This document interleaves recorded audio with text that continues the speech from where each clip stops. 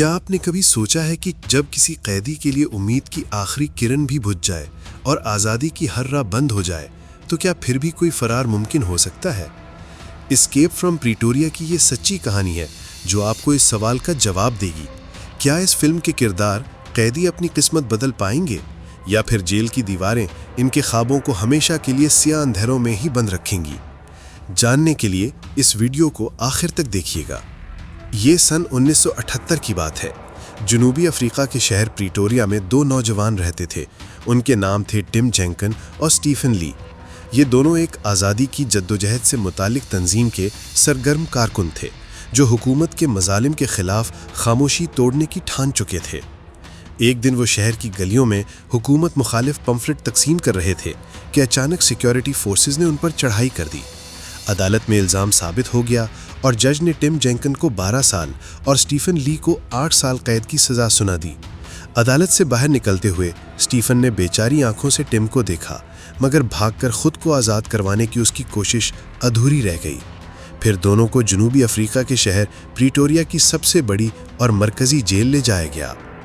Pretoria کی jail میں داخل ہوتے ہی ٹم اور سٹیفن کا سامنا ایک سنجیدہ چہرے سے ہوا۔ وہ ڈینس گولڈبرگ تھا جو بہت برسوں سے جنوبی افریقہ کی اس وقت کی حکومت کے خلاف سرگرمیوں کے الزام میں عمر قید کاٹ رہا تھا۔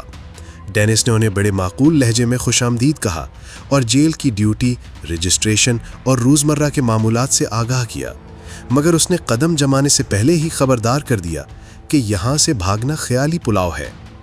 گولڈبرگ نے بتایا کہ یہ جیل انتہائی سیکیورٹی کی وجہ سے بند ہے۔ ہر طرف اونچی دیواریں، نگرانی اور سخت پہرے دار سر پر کھڑے رہتے ہیں۔ زندگی کو داؤ پر لگائے بنا اس جیل سے باہر نکلنا ممکن نہیں۔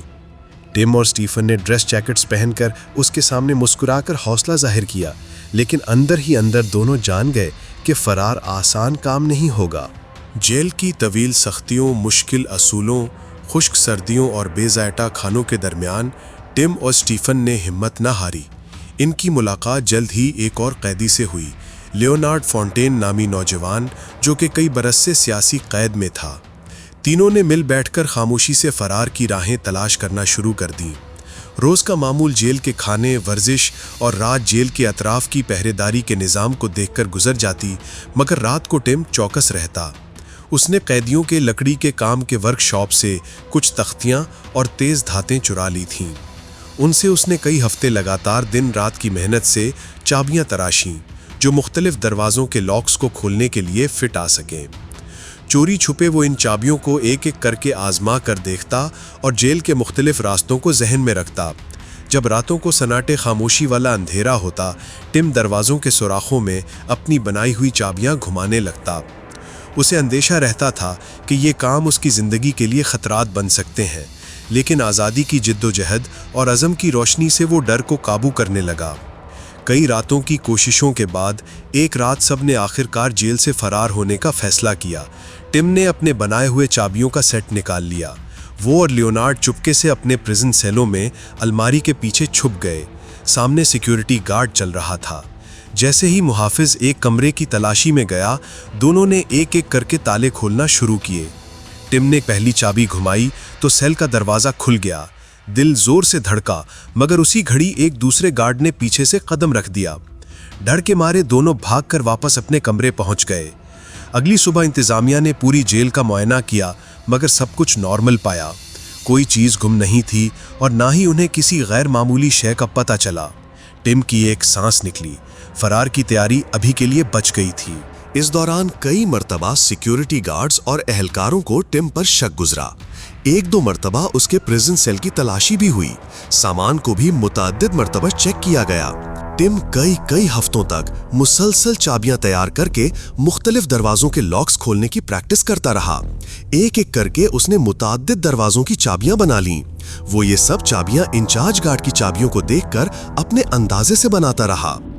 وقت گزرتا گیا اور ٹم نے دیکھا کہ جیل کے باہر ایک نیا گن ٹاور بن رہا ہے۔ اس کا مطلب تھا کہ جیل کی سیکیورٹی مزید مضبوط ہو جائے گی۔